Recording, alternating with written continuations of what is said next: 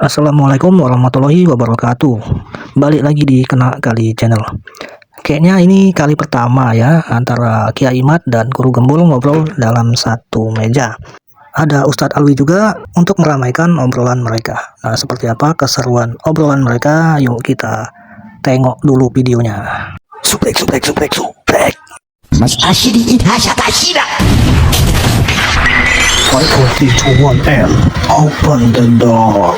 Ini ada Kiai Imad, Kiai Imaduddin Usman Al-Bantani, sebagai tokoh yang pertama kalinya memicu polemik nasab ini, dan di sebelahnya ada Kiai Alawi, seorang pakar rijalul hadis, yang sekarang juga akan kita bahas untuk melihat bagaimana perspektif beliau terkait dengan nasab. Kita berbincang sama siapa dulu nih? Sama Kiai Imad nih. Kiai Imad, apa kabar? Baik ya? Baik, Pak Guru. Alhamdulillah. Saya mulai dari hal yang sangat sederhana. Kiai, tolong jelaskan apa alasan Kiai bikin polemik ini, mengangkatnya ke muka publik.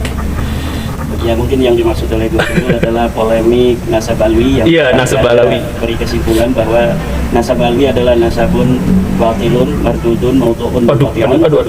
nasab yang itu terputus sejarahnya dan nasabnya dari Rasulullah Muhammad SAW. Dia adalah nasab yang tertolak, mardud. Dia juga nasab yang maudhu, palsu. Juga nasab yang sama sekali tidak bisa diverifikasi berdasarkan ilmu sejarah, ilmu nasab, juga tes DNA. Nah, kenapa itu bisa saya mengarah motivasi apa gitu yang membuat saya kemudian meneliti nasab alwi ini? Karena memang nasab alwi ini adalah nasab yang mereka mengaku keturunan dari Rasulullah. Kalaulah mereka hanya mengaku sebagai keturunan dari Sang Kuryang misalnya, atau keturunan dari Kabayan si Barakoko, atau dari keturunan Nyi Iteng gitu, itu mungkin kita tidak ada motivasi untuk lebih jauh mengetahui apakah pengakuan mereka itu kepada Kabayan benar atau tidak. Tetapi yang mereka akui adalah sebuah nasab mulia yang yata'allaqu bil mu'minin wal muslimin, yang berkaitan dengan orang-orang Islam secara umum, yaitu nasab daripada Rasulullah SAW. Mereka mengaku sebagai keturunan daripada baginda Nabi besar Muhammad SAW. Tentu bagi setiap mukmin mempunyai legal standing untuk mempertanyakan, memverifikasi apakah pengakuan mereka ini betul ataukah tidak. Itu mungkin Ini langsung, ini teh punten ya, di awal langsung ada bahwa nasabnya itu salah, keliru, batil juga, tidak nyambung dan sebagainya. Ini klaim yang seperti ini kan klaim yang awal Pak Kiai sampaikan. Tapi kan selama dalam kurun waktu 1-2-3 tahun belakangan ini juga ada bantahan-bantahan yang menyebutkan bahwa nasab ini diakui dan nasab ini tercatat dan nasab ini sah dalam syariah Islam untuk diakui. Ya, orang yang membantah kemudian bicara sendiri tanpa mau untuk dipertemukan dalam meja ilmiah, dalam meja perdebatan, di dalam meja diskusi. Data-data yang mereka dapatkan ini apakah memenuhi prinsip-prinsip ilmiah ataukah tidak, itu tidak bisa disebut mereka sudah membantah. Dan dari berbagai macam bantahan-bantahan kitab ataupun melalui audio, visual dan sebagainya, itu saya sudah melihat bahwa apa yang telah mereka jawab, mereka bantah, terutama dari Rabi Talawiyah atau dari Habib-Habib, itu tidak bisa untuk menjawab daripada tesis saya. Karena mahalun niza, titik diskusi kita atau titik gugatan itu adalah tidak adanya sumber dan fakta ilmiah yang bisa mereka bawa untuk memvalidkan, mensahihkan daripada nasab mereka, di mana saya menggugat bahwa nasab mereka tidak mempunyai sumber data dari pengakuan sosok tokoh yang diakui, yaitu Ahmad bin Isa. Mereka mengakui Ahmad bin Isa sebagai leluhur mereka. Ahmad bin Isa ini wafat tahun 345 Hijriah. Apakah di tahun-tahun itu mereka ini mempunyai data-data yang sezaman atau data yang paling mendekati dari apa yang bisa mereka temukan untuk mengatakan bahwa memang Ahmad bin Isa ini mempunyai anak bernama Ubaidillah. Nama Ubaidillah inilah Pak Guru Gembul yang mereka jadikan sebuah ketersambungan nasab mereka dengan Ahmad bin Isa. Ahmad bin Isa ini telah terverifikasi di dalam kitab-kitab nasab abad ke-5, Tahdhibul Ansab, Al-Majdi, Muntaqilatul Talibiyah, Sajarah Mubarakah, sampai abad ke-9, bahwa memang Ahmad bin Isa ini adalah sosok yang terkonfirmasi ada secara ilmu nasab. Kemudian dia juga telah terkonfirmasi hanya mempunyai 3 anak, yaitu Muhammad, Ali, dan Husain. Ini ada di dalam kitab Sajarah Mubarakah karya daripada Imam Al-Fakhrur Razi, yang ditulis kitab ini sesuai dengan manuskrip yang ada, yaitu 597 Hijriah. Nah, kemudian kitab yang setelahnya yaitu abad ke-8, ke-9 dari kitab-kitab nasab itu tidak ada yang memverifikasi keluarga Habib-Habib ini Al-Atas, Asigab bin Sihab bin Yahya sebagai turun Nabi. Tidak ada sama sekali yang mencatat itu. Mereka mulai mengaku di abad 9 itu. Sementara di abad 9 itu sudah ada kitab nasab yang ditulis oleh ulama nasab, yaitu kitab Umdatul Talib Al-Kubra, Umdatul Talib Al-Wusta, Umdatul Talib Al-Sughra. Tetapi tidak ada yang mencatat ketersambungan mereka pada Rasulullah. Apa lebih dari itu, tidak ada yang mencatat sama sekali nama-nama dari keluarga mereka yang hidup pada saat itu. Jadi bantahan itu guru-guru saya kira hanya sebuah usaha untuk mengatakan kepada para mukibinnya bahwa mereka mempunyai jawaban, walaupun jawaban itu tidak bisa masuk dalam standar atau prinsip-prinsip ilmiah, prinsip ilmiah dan standar kebenaran ilmiah itu tidak bisa. Seperti kemarin mereka telah membuat sebuah buku dengan judul Keabsahan Nasab 540 halaman. Di dalamnya itu hanya pengulangan apa yang telah mereka sampaikan. Adapun bukti-bukti yang mereka itu kemudian letakkan di dalam kitab itu, ketika saya verifikasi dan teliti, bukti-bukti dan fakta-fakta itu tidak memenuhi prinsip ilmiah. Prinsip ilmiah itu harus memenuhi standar bahwa fakta dan data yang mereka berikan itu satu harus dari eksperimen, dari apa namanya itu kajian pustaka atau dari observasi. Tetapi ini sama sekali tidak ada. Jadi kitab mereka yang mereka katakan bahwa Ahmad bin Isa itu sudah ada pada abad bukan Ahmad bin Isa, Ubaid, dikatakan sebagai anak Ahmad bin Isa itu ada pada abad ke-5, ke-6, ke-7. Itu ternyata manuskrip palsu. Jadi manuskrip yang ditulis pada tahun 1960 oleh Salim bin Jindan yang diatribusikan dengan sanad yang sampai kepada tahun 345 Hijriah ini. Dalam ilmu apa namanya itu filologi ini tidak bisa sebuah manuskrip yang ditulis tahun 1969 hanya karena dia menyebut orang yang ada di abad keempat, kemudian ini bisa dikatakan sebagai sebuah dalil untuk orang yang ada di abad keempat.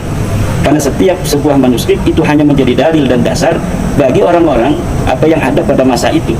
Jadi hari ini kita mengatakan tentang Sang Kuliang, maka dalil yang kita tulis hari ini, kitab yang kita tulis hari ini tidak bisa untuk memverifikasi betulkah Sang Kuliang itu ada. Betul. Karena siapapun bisa menulis apapun dengan titi mangsa kapanpun, sesuai dengan apa yang dia inginkan, bahkan sampai Nabi Adam. Apakah ketika kita menulis bahwa Nabi Adam itu ada misalnya pada tahun sekian sebelum Masehi, kemudian sebuah kitab ini bisa diatribusikan sebagai dalil daripada apa bukti sejaman dari Nabi Adam? Kan tidak demikian. Dan falasi-falasi demikian ini dibangun oleh mereka di dalam buku yang terakhirnya ini, dan saya sudah membuat sebuah bantahan untuk itu. Dan ada proses cetak. Oh, proses cetak. Ya, gitu. Nanti ditunggu ya, Bare ya. Jadi nanti punya buku yang Keabsahan Nasab Alawi dan satu lagi bantahannya, biar kita sama-sama bisa memilih lah. Tapi berarti pendapatnya tetap sama ya, dari awal sampai akhir merasa bahwa tesis ini belum terbantahkan sampai sejauh ini, sampai sebatas ini. Bagi saya bukan hanya tesis ini belum terbantahkan, mustahil terbantahkan. Kenapa mustahil terbantahkan? Karena algoritma yang saya apa namanya hipotesa dari abad 9 itu memang nasab ini nasabun maudhu'un, nasab palsu yang sengaja diciptakan, dipabrikasi pada saat itu, kemudian nama-nama itu di apa namanya itu di apa imajinasikan untuk sampai kepada tahun yang mereka inginkan, yaitu tahun 345 Hijriah itu. Jadi proses sinkronisasi, proses fabrikasi itu sudah nampak begitu jelas seperti matahari di siang hari. Sehingga kalaulah ada misalnya sesuatu dalil yang akan mereka berikan dari abad ke-8, ke-7, ke-6, itu akan langsung dibantah. Kita akan mampu melihat kedustaannya. Oh gitu ya.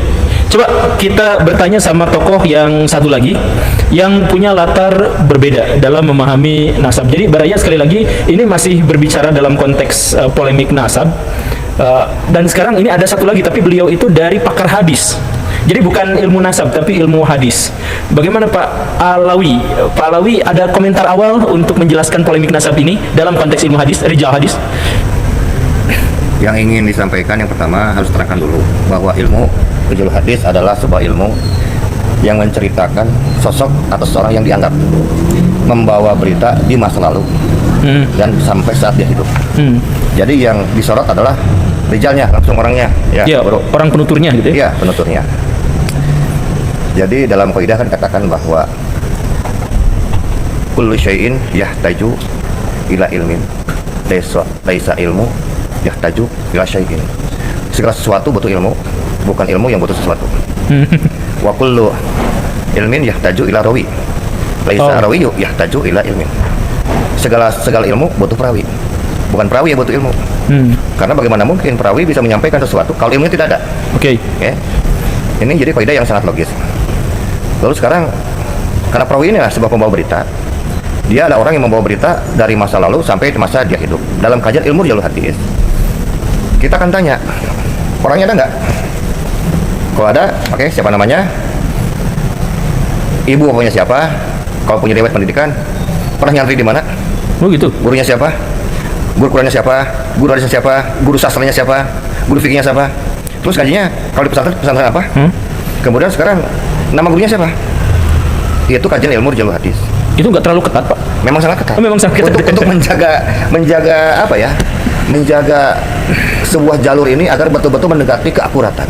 Jadi ilmu rijalul hadis hanya akan menerima seseorang itu ada atau tidak kalau biografinya jelas ada, termasuk juga pangkat keilmuannya, begitu? Betul.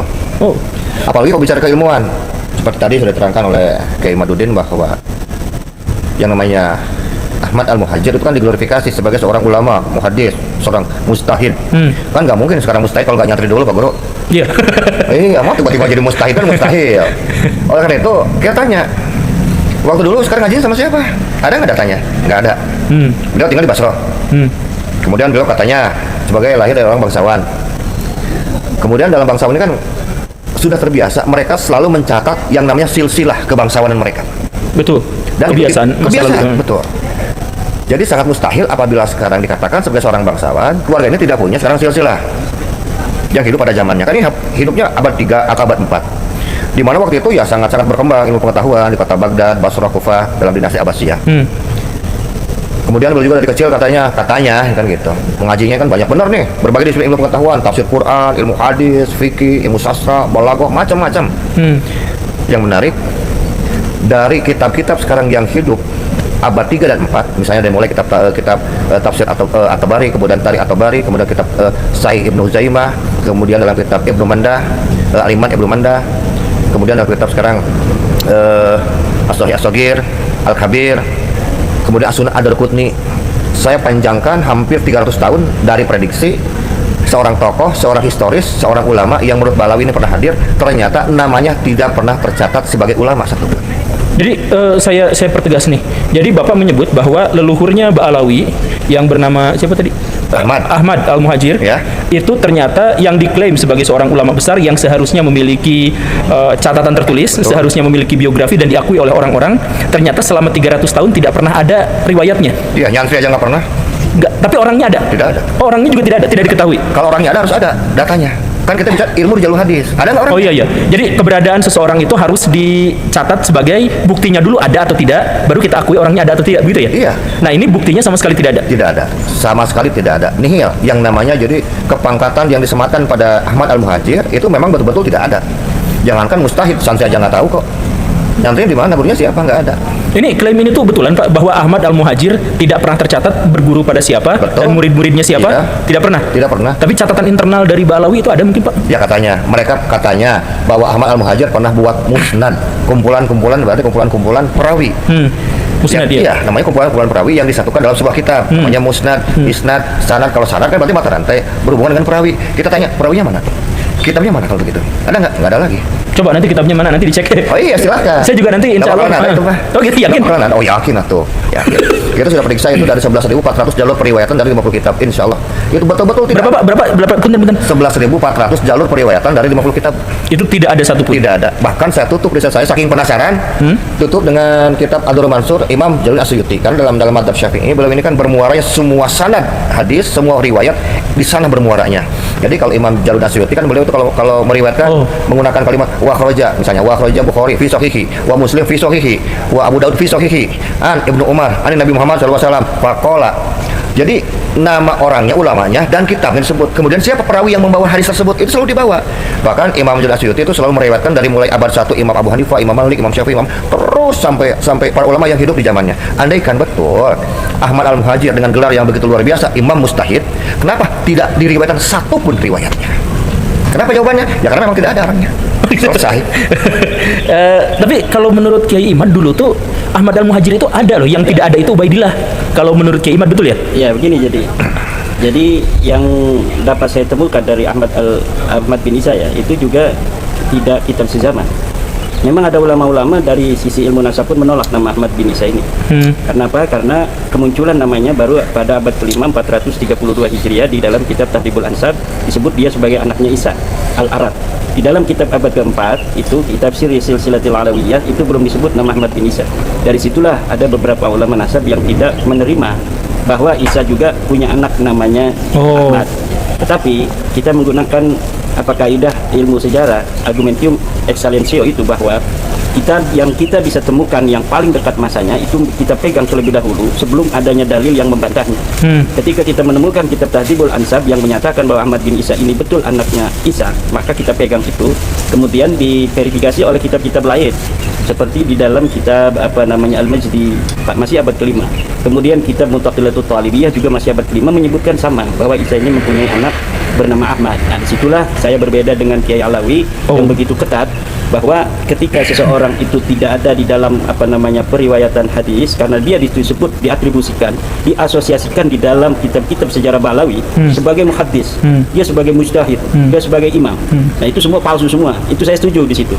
Bahwa apa yang diasosiasikan oleh historiografi Ba'alawi pada abad ke-9 tentang Ahmad bin Isa ini itu adalah kepalsuan, ya. Tetapi mengenai bahwa dia ini adalah terverifikasi ada walaupun bukan oleh kitab sezaman, itu saya bisa menemukannya. Dari mulai abad ke-5 itu ada riwayat-riwayat itu. Tetapi saya setuju bahwa dia tidak pernah meriwayatkan hadis Nabi. Tidak pernah meriwayatkan hadis Nabi. Kemudian ada karya tulisnya? Tidak ada karya tulis. Tidak ada karya tulis, tetapi dia mempunyai sebuah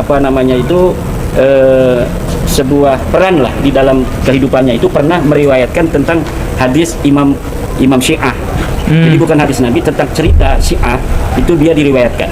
Jadi di dalam tradisi Syiah itu orang-orang yang pernah bertemu dengan imam-imam itu kemudian pun disebut sebagai perawi. Betul. Ahmad bin Isa ini adalah salah satu perawi dari Syiah, bukan tentang hadis tetapi tentang dia pernah bertemu dengan seorang imam Syiah yang ke-10 dan calonnya yang ke-11.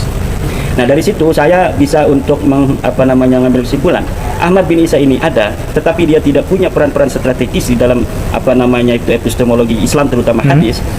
Tetapi juga dia tidak berumur panjang. Jadi dia udah punya anak beberapa masih kecil, kemudian dia meninggal dunia. Itulah yang menjadi sebab bagaimana sulitnya kita untuk mencari ketokohan Ahmad bin Isa dalam fakta-fakta historis yang kita bisa lihat di dalam kitab-kitab sejarah masa lalu. Berarti kesimpulannya adalah Kiai Imad yang menggunakan pendekatan ilmu nasab menganggap bahwa Ahmad bin Isa itu ada, tetapi tidak memiliki kontribusi yang signifikan terhadap perkembangan ilmu pada waktu itu, dan diduga adalah bagian dari kelompok Syiah. Sedangkan Kiai Alawi itu menggunakan metodologi yang lebih ketat, yaitu ilmu rijalul hadis, itu mengatakan tidak ada sama sekali bukti yang memadai dan otentik terkait dengan keberadaan Ahmad Al-Muhajir itu. Betul ya? Nah, oke lah, kita selesai dulu pada tema ini bahwa nasabnya begini. Nanti kapan-kapan saya juga akan datang ke Rabithah Alawiyah lagi insya Allah untuk membahas masalah yang seperti ini. Sebenarnya udah janjian juga. Nah, tapi balik ke pertanyaan sosial yang menyangkut masyarakat Indonesia. Pak, ini ke Bapak dulu ya. Sebagai seorang pakar hadis, apa pentingnya bahas polemik nasab ini? Kan anggaplah yang sudah dipercaya ya sudah, toh kalau misalkan percaya pada orang itu juga, ya itu mah nanti serahkan aja kepada Allah Subhanahu wa taala terkait benar dan salahnya gitu. Kenapa dalam hal ini Bapak ikut bersuara untuk membahas nasab? Yang pertama, perlu direvisi. Saya itu bukan pakar hadis. Bukan. Pengkaji rijalul hadis. Pengkaji rijalul hadis. Kita luruskan dulu sedikit. Yang kedua, kenapa sekarang saya berkontribusi di dalam polemik nasab ini? Karena yang saya lihat dan saya alami dalam masyarakat bahwa masalah ini bukan hanya masalah nasab bin atau binti anu, enggak. Ini sudah menjurus mengarah kepada pengkastaan di masyarakat. Ada orang yang merasa superior dari orang lain. Ya, karena dia sekarang merasa mempunyai darah kanjeng Nabi Muhammad SAW. Ternyata kalau dikaji lagi ternyata darahnya dari Nabi, kemudian begitu nggak nyambung sebetulnya. Ya, kita punya datanya gitu. Jadi Nabi Muhammad kan sebenarnya tidak pernah mengajarkan pengkastaan. Bahwa semua sama saja, ya wala ahmaro, wala ahmar. Tidak juga seorang orang yang kulitnya merah, yang tidak hitam, wala ahmaro, wala ahmar. Semua kan tidak ada perbedaan. Sudah berbicara masalah itu bukan ajaran Islam sebetulnya. Oleh karena itu, ketika sudah saya membuat tesis, itu sebetulnya saya diperintah sama guru. Coba katanya diperiksa dulu, betul nggak? Setelah saya cek, ternyata ini persis bilang yang saya pelajari pada pesantren dulu hanya saya dalam bidang rijalul hadis. Tadi kan Kimat bilang ini mustahil, bisa dibantah. Betul. Saya pernah bilang sama beliau waktu di rumahnya bahwa tesis yang dibuat itu sudah menggunakan 4 standar seperti seolah-olah standar 4 hadis Sahih Bukhari, Sahih Muslim, Ibnu Huzaimah, Ibnu Hibban disimpan dalam satu tesis. Jadi kalau orang mau bantah dia harus menggunakan metode standar sahih yang sama. Nggak bisa menggunakan standar sahih, sunan, mujam, musnad, itu nggak beda, itu beda level. Harus dengan metode yang sama. Jadi kalau misalnya Imat sekarang mengatakan mustahil, bukan berlebihan, memang begitu. Harus jawab dengan metode yang sama. Tuh. Ini yang membuat saya lebih bersemangat, lebih termotivasi lagi untuk membuktikan dalam kajian saya bahwa Ahmad bin Isa ini yang jelas ya bukan seorang ulama. Jadi terlalu diglorifikasi gitu. Karena riwayat nyantri aja nggak pernah. Tapi kalau kita mau cek and recheck, kita bisa mendapatkan semua riwayat. Misalnya kalau misalnya dalam madzhab Imam Ahlussunnah, Imam Abu Hanifah, Imam Malik, Imam Syafi'i, Imam Ahmad bin Hanbal dan imam-imam sebelumnya, sebab itu lahirnya sekarang di mana kita tahu. Iya. Pendidikannya seperti apa? Tahu. Hafal Qur'annya umur 6, 7, 8 tahun kita tahu. Iya. Itulah yang disebut dengan dalam kaidah itu kan begini. Kullu tarikin yahtaju ila rawi ma'al akhbaril lati yahmiluha bi tatabu'i. Setiap sejarah itu membutuhkan perawi bersama dengan berita yang dibawanya bitatabu secara estafet. Nah, iya. Estafet nggak boleh putus, nggak boleh munqati'un, tidak boleh putus. Kan yang kita tahu katanya abad 3 sama 4 lahir nih 2 orang antara Ahmad Al-Muhajir dengan anaknya Ubaidah bin Ahmad, kan begitu, abad 3 abad 4. Kan kalau kajian keimat kan semuanya sampai abad 9 awal kan semuanya sama. Ali 3 Muhammad, Ali Husain. 3 semua 3. Tiba-tiba muncul 985 Ali Sakron muncul, sekarang anaknya 4. Pertanyaan saya dalam riwayat hadis, ini Ali As-Sakron merujuk kepada kitab mana? Kok anaknya 4? Ada nggak? Nggak ada. Berarti bohong lagi. Itu nggak ada tuh yakin nggak ada? Oh iya, kalau ada tunjukin dong. Oh gitu. Oh, iya. Nah tapi ini berarti Pak Kiai barusan itu menegaskan bahwa masalah polemik nasab itu beliau ikutan adalah karena untuk dalam tanda kutip menjaga akidah dan syariah Islam, bahwa dalam syariah Islam itu egaliter, semuanya sama dan tidak ada hierarki yang didasarkan pada keturunan, begitu. Iya. Jadi Bapak tuh tujuannya ngikut polemik nasab itu penegasannya di situ. Menekankan bahwa tidak ada rasisme dalam Islam. Tidak ada rasisme semua dalam sama. Karena yang dibedakan hanyalah ketakwaan. Itu saja sebetulnya. Jadi Pak punten ini mah. Ya, punten. seandainya keturunan Nabi itu ada, maka tetap aja kita boleh kritik, boleh koreksi, dan beliau tidak memiliki keistimewaan khusus dalam agama gitu. Dalam agama mereka tidak memiliki istimewa apapun kecuali dianggap ada kelebihan sedikit lah. Contoh lah seperti kita menghargai sekarang anaknya camat, anak bupati. Iya. Itu aja sebetulnya. Tapi kalau dalam konteks ibadah ya enggak, sama aja. Belum tentu juga sekarang orang turunan Nabi itu lebih khusyuk dari sekarang yang bukan non Nabi, enggak, belum tentu juga. Bahwa ada dalil, misalkan mereka biasanya mengemukakan kalau kita tidak percaya kepada mereka, maka kita tuh tidak dapat syafaat dari mereka gitu. Oh iya, kita kan nggak butuh syafaat dari mereka jawabannya. Gampang. Jadi nggak apa-apa ya. Kiai Imad, ini kayaknya pengen ngomong dari tadi. Tapi Kiai Imad, ada yang mau ditambahkan? Ya, itu mengenai dari motivasi dari Kiai Alawi tadi itu sebenarnya begini. Jadi nasab atau keturunan Kanjeng Nabi itu mempunyai sebuah kekhususan. Dia itu laikun li ayyuk tadabi, mempunyai kelayakan untuk dijadikan suri tauladan. Dan dari berbagai macam jalur keturunan Kanjeng Nabi Muhammad SAW, itu hanya klan Ba'lawi ini dari yang mengaku sebagai turunan Nabi yang memiliki kelainan. Kelainan satu, kalau misalnya dia itu diakui sebagai turunan Nabi oleh orang-orang itu, dia memiliki kecenderungan untuk mendominasi, menghegemoni dan menciptakan otoritas khusus bagi mereka. Kemudian ajaran-ajaran yang berbeda dengan para keturunan Nabi yang asli, yaitu seperti ingin dihormati lebih dari orang lain. Dan ini tidak ditemukan di dalam sejarah tentang turun Nabi di masa lalu yang lain. Dari jalur lain tidak ada seperti itu. Ini sebentar, butuh penegasan bahwa keturunan atau orang yang mengklaim sebagai keturunan Nabi itu bukan hanya dari Ba'lawi, tapi dari banyak klan, banyak. Tapi hanya dari klan Ba'lawi ini saja yang mendoktrinkan untuk mengistimewakan silsilah mereka. Betul. Yang lain itu banyak sebenarnya. Banyak dari berbagai macam jalur, bahkan Ba'lawi ini hanya satu klan kecil, walaupun banyak dia, tetapi memiliki ajaran-ajaran yang lain dari keturunan Nabi yang asli, seperti ingin dihormati lebih dari orang lain. Bersama dengan telah nyatanya keterputusan nasab mereka itu. Saya yakin dari mereka itu sebenarnya kalau mau jujur itu sudah mengakui bahwa nasab mereka putus. Tapi wa ma'adzalika, bersamaan dengan itu mereka itu itu terus untuk menganggap orang-orang itu tidak terlalu peduli dengan kajian-kajian ilmiah. Jadi doktrin dan framing bagi mereka itu lebih diutamakan untuk membangun otoritas dan hegemoni di tengah-tengah masyarakat yang dinilai oleh mereka itu bodoh. Nah, inilah tugas kita sebagai orang-orang yang sedikit diberikan pencerahan ilmu oleh Allah SWT untuk memberikan pencerahan an-nasihah, ketulusan kepada saudara-saudara kita bahwa sesungguhnya pengakuan mereka ini adalah pengakuan palsu. Saya dapat bertanggung jawab di dunia dan di akhirat, saya ulang-ulangi itu, bahwa mereka ini betul palsu, mereka ini betul-betul nabi, dan apa yang mereka sampaikan itu bukan untuk kalian tapi untuk mereka sendiri. Kalau misalnya dikatakan oleh Guru Gembul tadi, bagaimana apa misalnya orang-orang yang apa namanya itu ngurusi nasab orang gitu kan, ya apa untungnya buat mereka ngurusi nasab orang, ya. Kita balik bertanya, kenapa ente ketika itu diputuskan bahwa nasab ente terputus, nasab ente palsu, ente kepanasan kebakaran jenggot? Kalau ente tidak merasa bahwa nasab ente itu tidak penting, maka ente tidak akan marah ketika kita mengatakan nasab ente putus. Toh nasab apa mau nyambung mau putus itu tidak ada artinya bagi dia misalnya. Tapi tidak begitu dengan Mbak Alawi. Dia merasa penting pengakuan orang itu, bahkan dia datang ke kiai-kiai, ke ulama-ulama yang mau membantu mereka untuk mengatakan, memberikan testimoni bahwa nasab mereka ini adalah nasab yang tersambung. Untuk apa? Agar orang-orang bodoh-bodoh itu masih mempercayai mereka, karena mereka tahu bahwa orang bodoh itu kadang-kadang masih mengakui ucapan-ucapan apa simbolis dari seorang ulama, walaupun tanpa fakta dan tanpa data, udah husnudon saja. Iya, husnudon itu haram hukumnya untuk sesuatu yang jelas sudah selain apa berbeda, terbalik 180 derajat dari apa yang kita husnudon nih.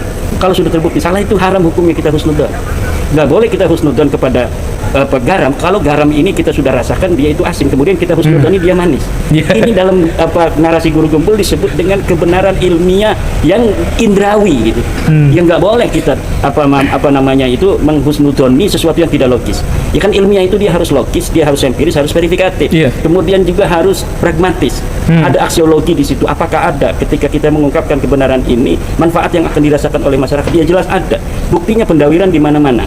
Setelah bab nasab ini, isu nasab, diskursus nasab ini kemudian muncul, pendawiran turun 99%. Sehingga para kabib-kabib yang biasa dawur itu sekarang ada yang jual minyak wangi lagi seperti dulu dan leluhur-leluhur mereka. Kemudian orang-orang yang inferior dari keluarga-keluarga kerajaan, keturunan Siliwangi, keturunan Sunan Gunung Jati, keturunan Sultan Hasanuddin, mereka yang selama ini ditekan secara spiritual, secara mental, ini sekarang tumbuh superioritasnya. Bahwa memang kami anak raja, kami adalah keturunan orang-orang besar. Dan mereka yang dulunya tukang minyak kembali sekarang jual minyak lagi, bahkan ada yang sudah apa namanya itu kembali jadi tukang parkir. Tukang parkir? Betul. Ada yang biasanya dia itu hanya menjadi pengusaha travel, sekarang buka lagi travel umrah. Kan ini halalan thayyibah. Oh iya. Bagus sekali kan? Berarti diskursus nasab ini Guru Gembul ada manfaat secara aksiologis selain dari dirinya sendiri yang memang adalah sebuah kebenaran secara ontologis dan epistemologis, tapi secara aksiologis ada manfaat yang dapat dirasakan oleh masyarakat, terutama umat Islam, terutama umat Islam NU, yang di dalam salah satu ajarannya ada sebuah apa namanya poin untuk mencintai keturunan Nabi. Walaupun tidak ada dasar dalil dari agama yang kuat, dari Al-Quran dan hadis tidak ada. Yang ada itu adalah tentang kewajiban kita mencintai Allah, mencintai Rasul dan ahli bait. Ini ada dalilnya. Tiga ini ada dalilnya. Tetapi mencintai keturunan Nabi, keturunan ahli bait tidak ada dalilnya. Walaupun tidak ada dalilnya dalam tradisi pemahaman keagamaan Ahli Sunnah wal Jamaah, ini apa namanya itu ada itemnya.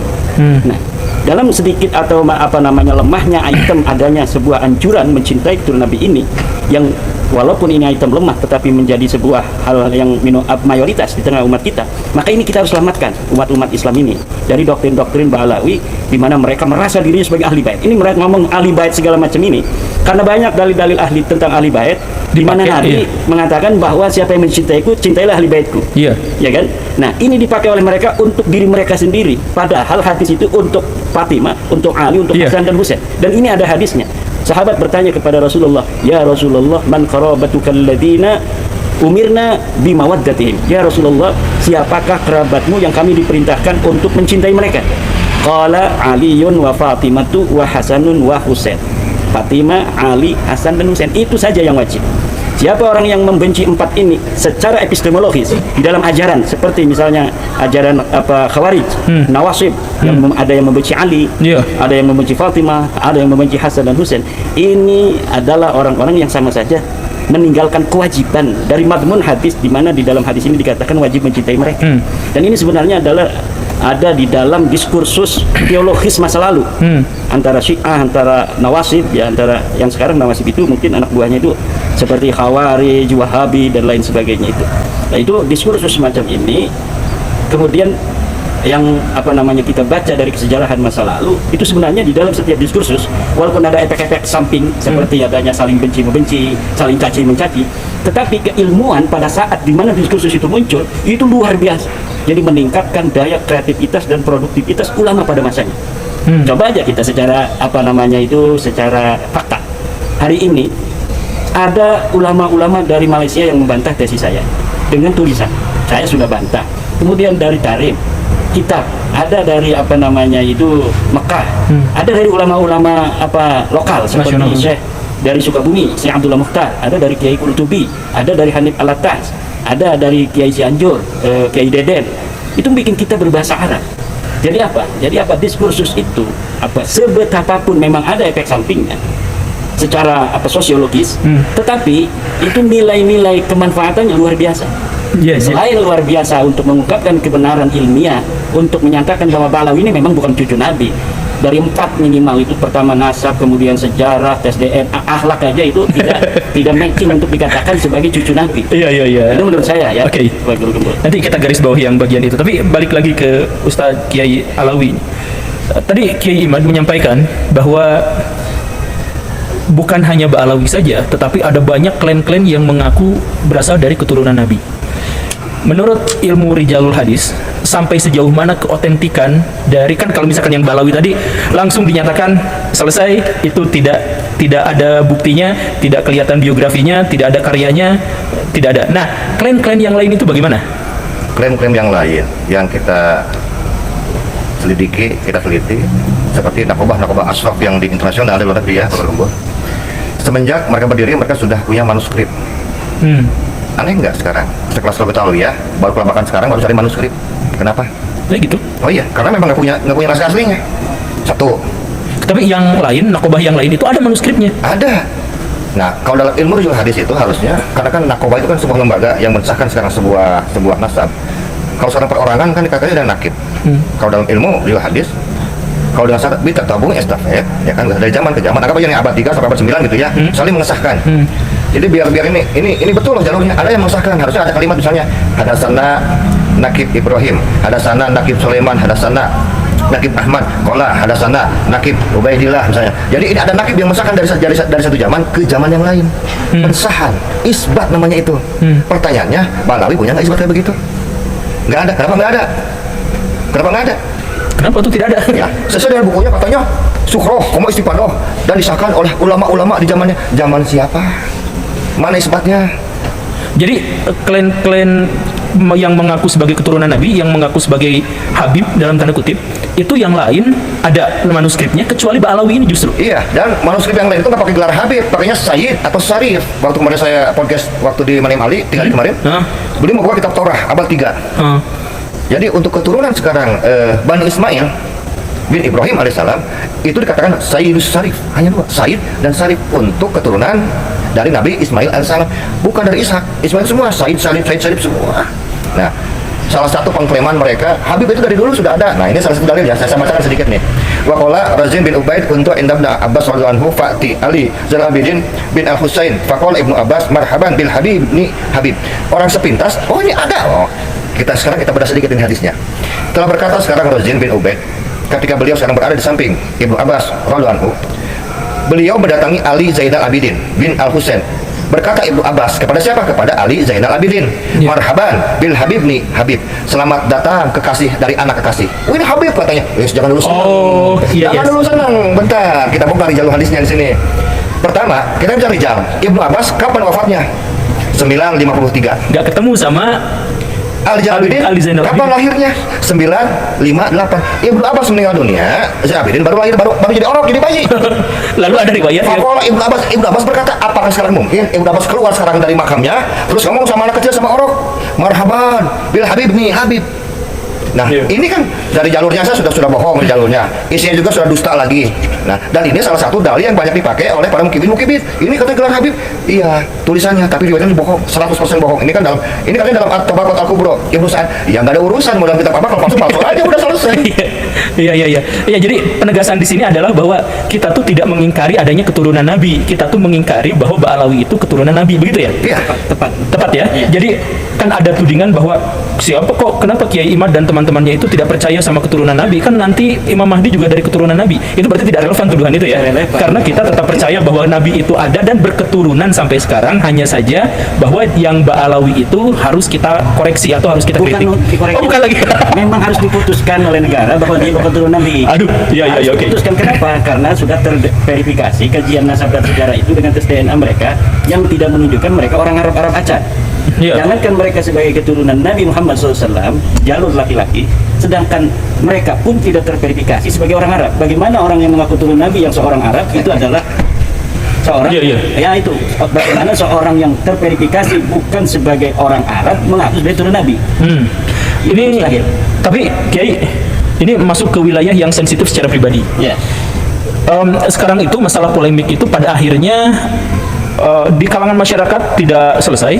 Nah, tapi untuk pribadi kiainya sendiri sekarang didepak dari kepengurusan NU. Betul tidak itu teh? Ya, artinya begini, bukan di depak ya.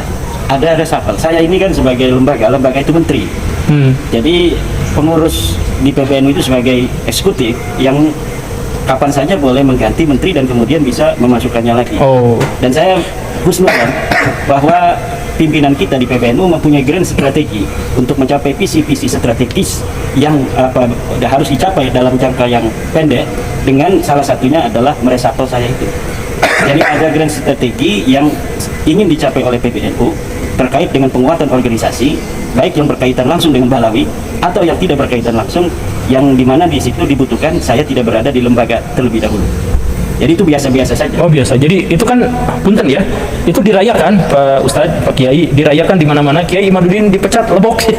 Ya, mereka tidak tahu kalau 99% pengurus PBNU itu tidak percaya nasab Ba'alawi. Oh, serius? Serius. Itu bisa Bisa diverifikasi. silakan nanti ya. 99% petinggi-petinggi pengurus Nahdlatul Ulama itu sudah tidak lagi percaya pada Kalau tidak Ba'alawi. percaya silahkan disurvei. Oh, silakan. Nah, ini tantangan nih. Survei yang kredibel.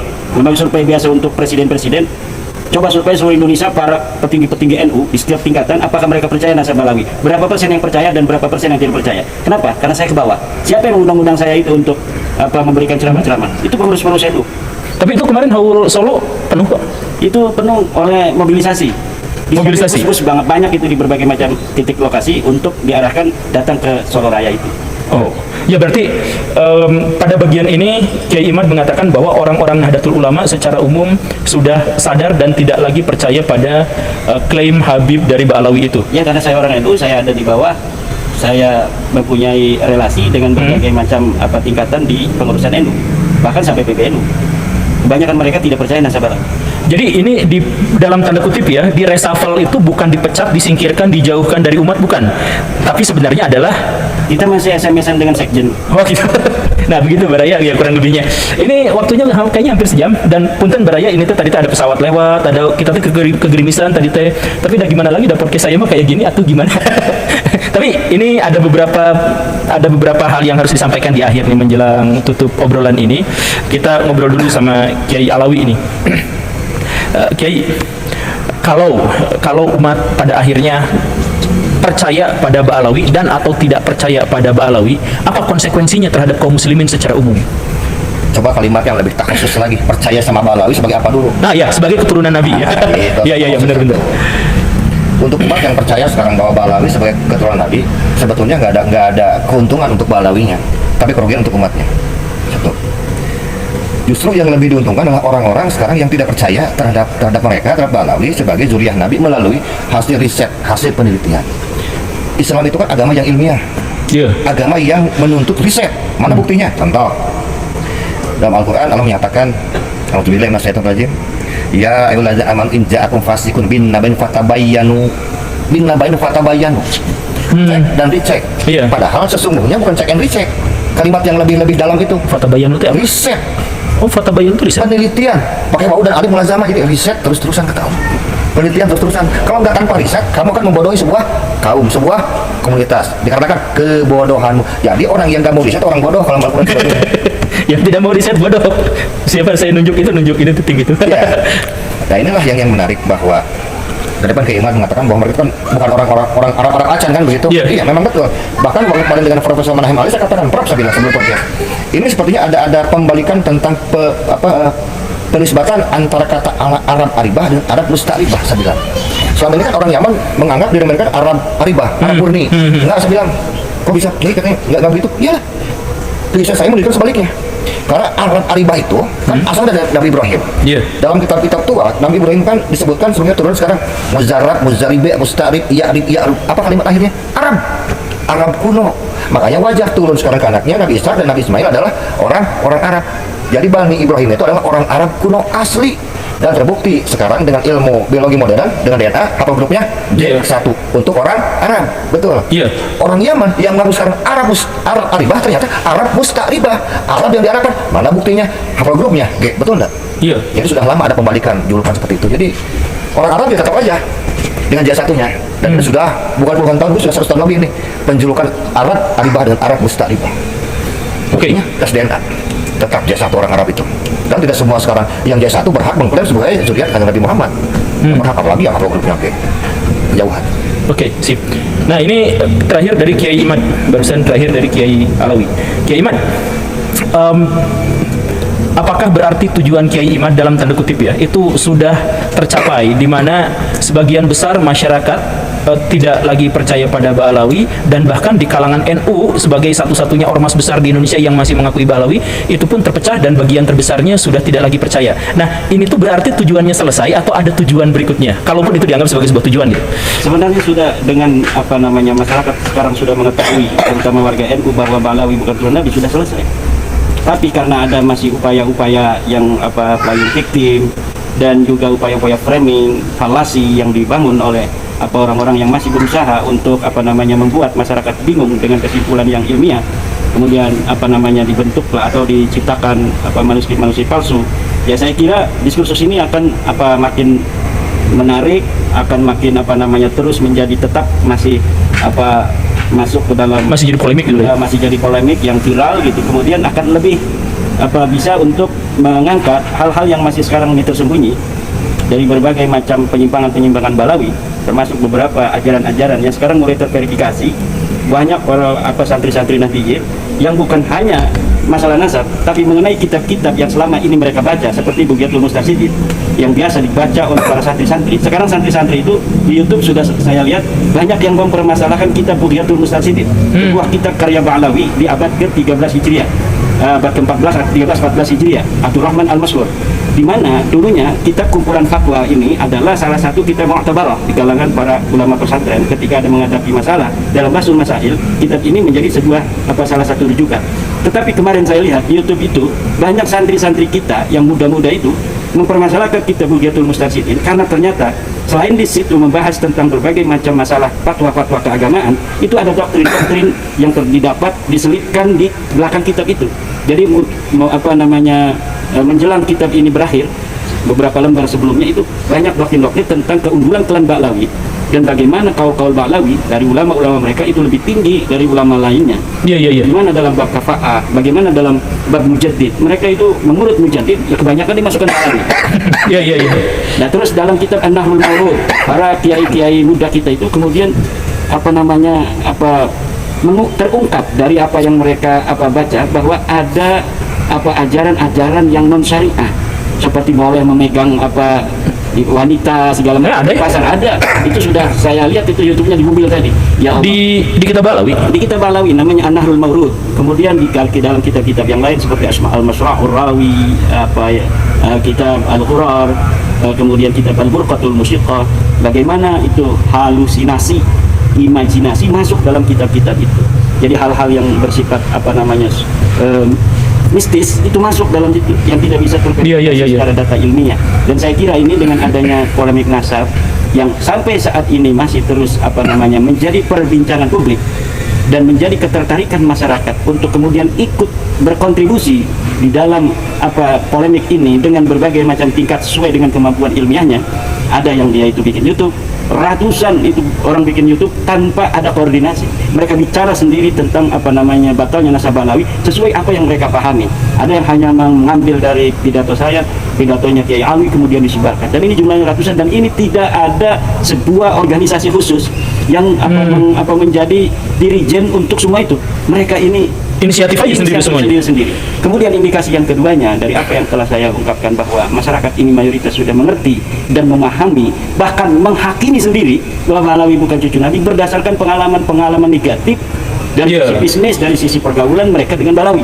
Banyak testimoni, coba kita lihat di YouTube bagaimana tentang hubungan mereka dalam bisnis misalnya hubungan mereka dalam bisnis dengan Balawi maksudnya, kemudian dengan perempuan misalnya, banyak testimoni dari perempuan-perempuan dan lain sebagainya. Ini semua di rangkaian ini kemudian dijadikan sebuah tasbih yang diputar oleh masyarakat untuk dijadikan dalil bahwa memang mereka ini benar-benar bukan sebagai keturunan baginda Nabi Muhammad SAW. Dan Nabi Muhammad SAW saya kira akan berbahagia karena selama ini orang-orang yang mengatribusikan dirinya sebagai keturunannya dengan palsu ini sudah terbuka. Siti Khadijah juga akan tersenyum. Banyak secara ilmiah yang memberikan sebuah testimoni spiritual kepada saya bagaimana mereka bertemu dengan Ibunda Khadijah, bagaimana mereka bertemu dengan Sayyidina Muhammad SAW, bagaimana mereka bertemu dengan kasih-kasih Allah, kemudian menyatakan hal yang sama, tidak dapat diverifikasi tetapi bisa untuk dijadi landasan bagi mereka sendiri untuk kemudian mengatakan dan memberikan sebuah pemantapan kepada keluarga mereka bahwa betul Balawi ini bukan sebagai turunan dari baginda Nabi Muhammad SAW. Ya. Ya, tapi pada bagian akhir yang bapak-bapak sampaikan tadi itu memang kalau keresahan saya secara pribadi itu sih. Jadi ada dari klan Ba'alawi itu yang banyak menceritakan tentang keutamaan-keutamaan dirinya sendiri. Ada yang bisa terbang, di absen satu-satu, ada yang bisa bertemu dengan Nabi setiap hari dan dijadikan dijadikan konsultasi untuk pengobatan Nabi. Ya banyak cerita-cerita yang semacam itu. Ya tapi Baraya tentu saja kalau misalkan Baraya mau berdiskursus, mau berdialektika silahkan lanjutkan saja, tapi jangan ada kebencian. Tanpa kebencian kita sepenuhnya punya itikad yang baik, punya itikad yang tulus, mau yang pro mau yang kontra pun sebaiknya memang didasarkan pada kecintaan kepada agama, kecintaan kepada kebenaran.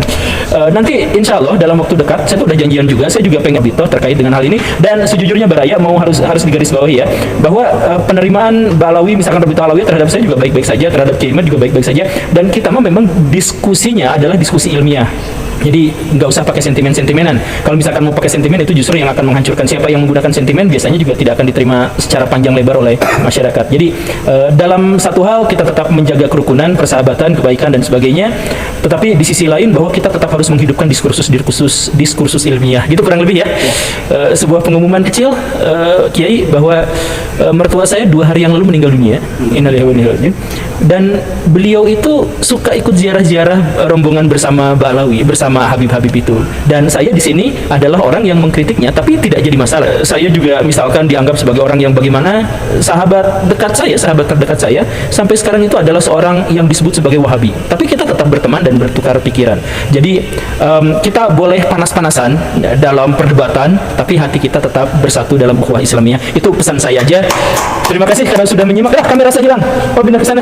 Terima kasih karena sudah menyimak. Saya Guru Gembul dan Kiai Alawi dan Kiai Imad pamit karena sebentar lagi mau hujan lagi. Assalamualaikum warahmatullahi wabarakatuh. Nah itu dia videonya, semoga terhibur. Menuntut ilmu adalah takwa, menyampaikan ilmu adalah ibadah, mengulang-ulang ilmu adalah zikir, dan mencari ilmu adalah jihad. Abu Hamid Al-Ghazali. Assalamualaikum warahmatullahi wabarakatuh.